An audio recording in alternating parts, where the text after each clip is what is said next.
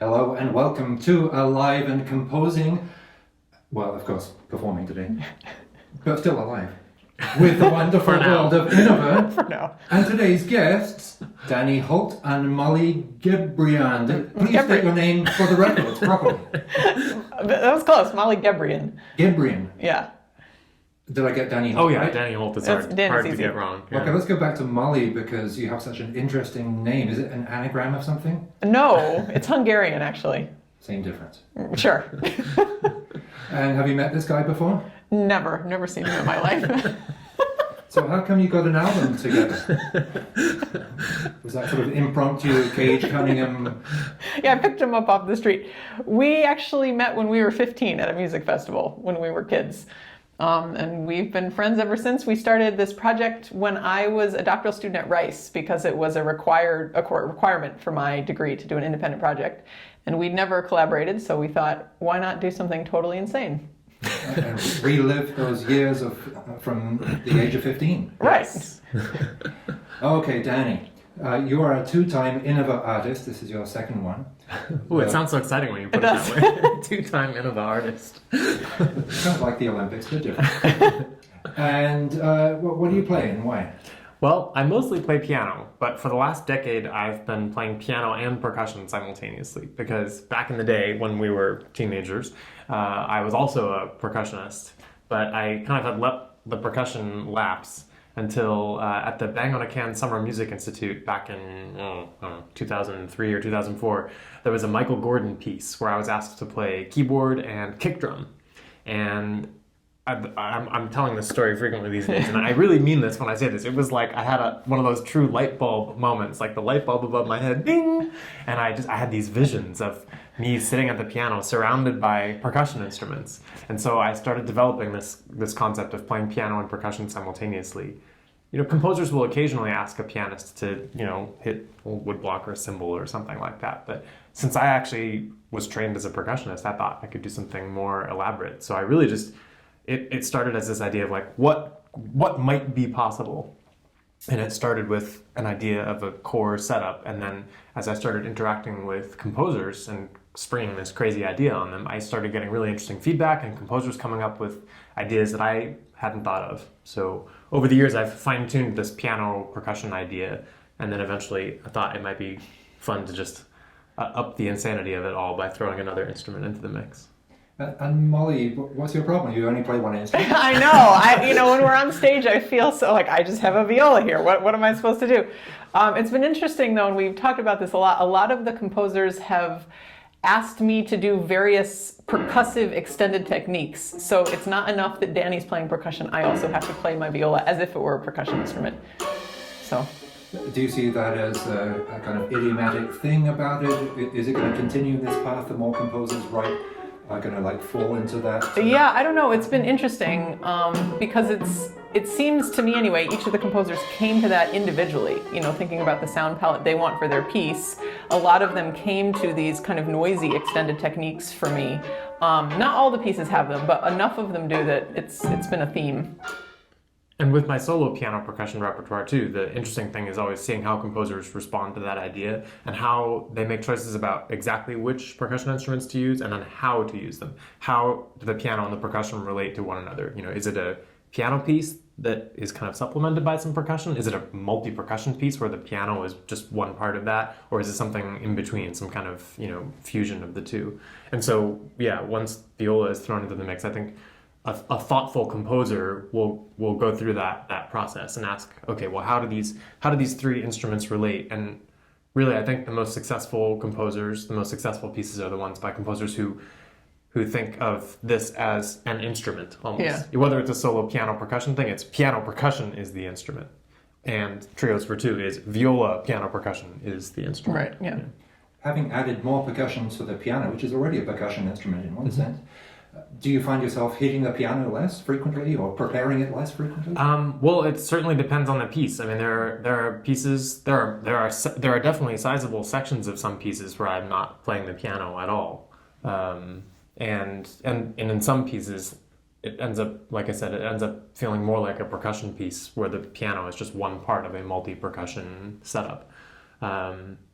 But But yeah, it really spans the gamut. There are sections of certain pieces where I'm definitely, fully utilizing both of my hands on the piano. And then some places where I'm, doing percussion with 3 limbs and only playing the piano with 1 limb. Right, but none of our pieces call for prepared piano.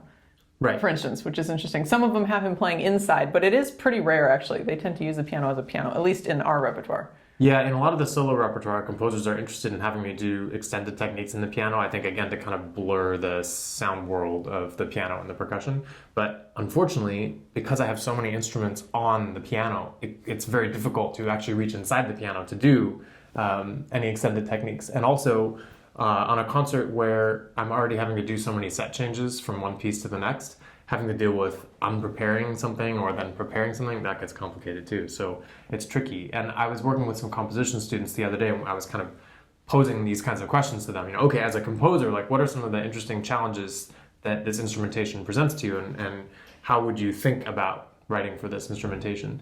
And I was telling them, oftentimes a composer will come up with an idea that's really, really cool, and I'll say, that's an awesome idea, but you should know that, this, because of this logistical limitation, it may mean I might not be able to perform your piece so much, because like there's one piece in particular, it's one of my favorite solo piano percussion pieces, but if I'm on the road somewhere outside of, Southern California where I live, it means I have to carry an entirely separate suitcase of specialty gear that's only required just for that one piece.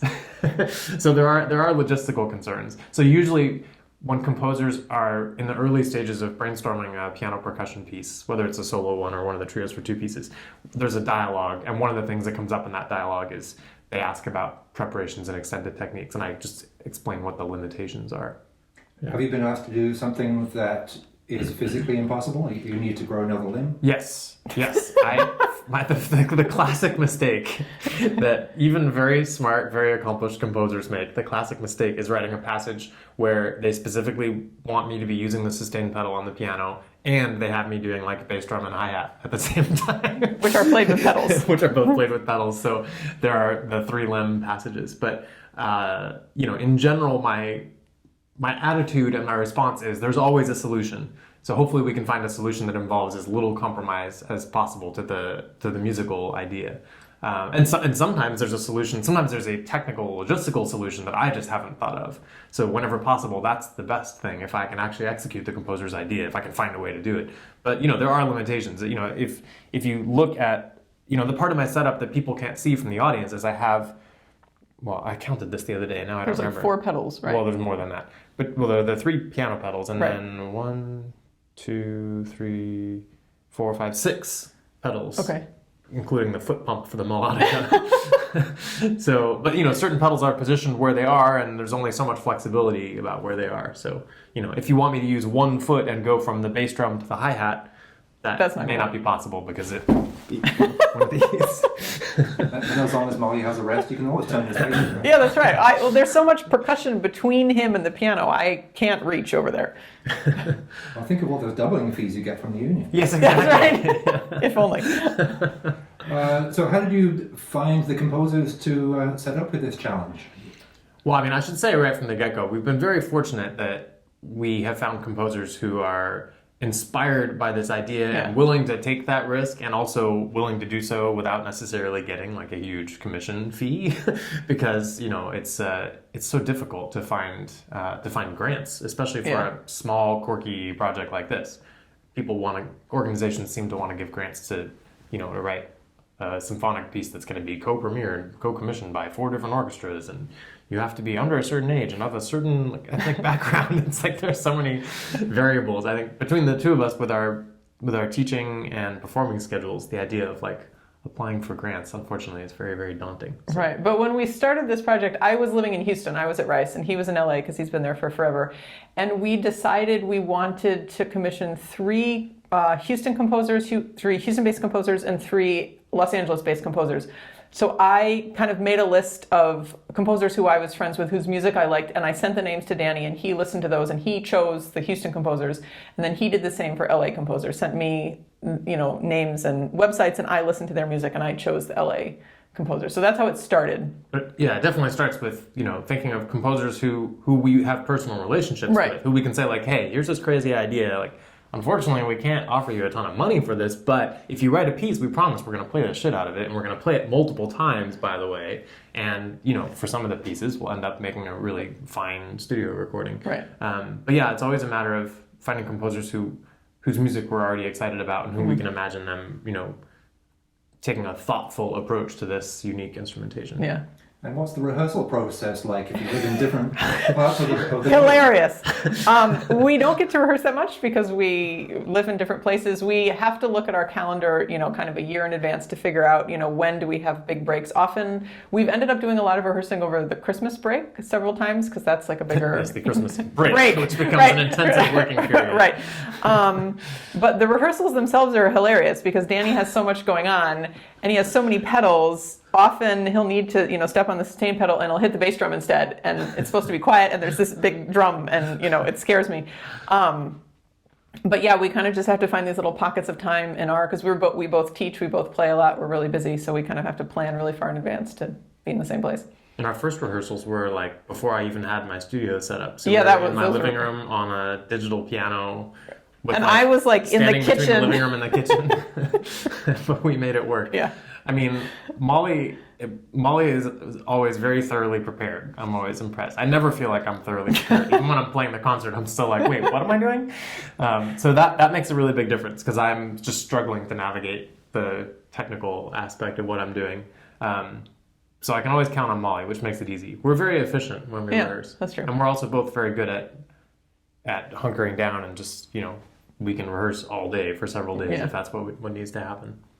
Have you found that, have you copyrighted this or patented this combination, or are you going to be... Oh, my.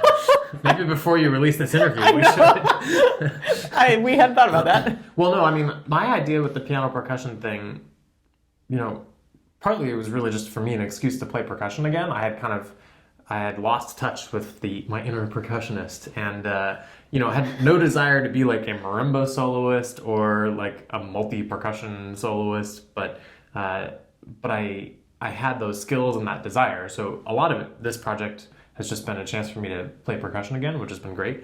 Right now, I'm the only person I know of that does anything to this extent, but I would love someday to see other people, inspired by this idea and taking it on. There are some pieces that are pieces that a pianist who has some percussion skills or was adventurous enough to want to learn some percussion skills that they could pull it off, and there are also pieces that are playable by a percussionist who has some basic piano skills. But there are definitely a lot of pieces that you really do have to be fairly accomplished in both instruments. Yeah. But piano is definitely my primary instrument and percussion is definitely secondary. But there's one piece in particular by one of the composers from Rice that one of the percussion students there heard it or saw it. No, he came to our concert at Rice. Yeah, he thought it was really cool, and he played some piano, and that was one of those pieces that the piano writing itself isn't incredibly virtuosic. And I played it with him, this other student, on his senior recital, because he was determined to be able to do it, and he did. It was great. So I like that. I don't feel like I need to have a monopoly on it. I like the idea that these pieces might live beyond just my performances and recordings. Yeah. And finally, do you know any viola jokes? Lots. Okay, I'll tell you my favorite.